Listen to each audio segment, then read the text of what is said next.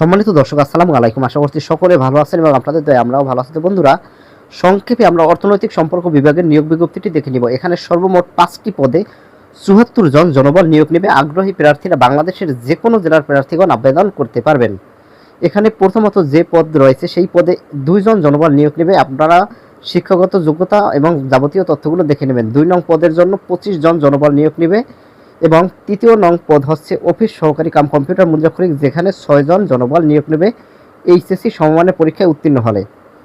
এবং 4র্থ এবং 5ম নং পদের জন্য 1 জন এবং 40 জন জনবল নিয়োগ নেবে।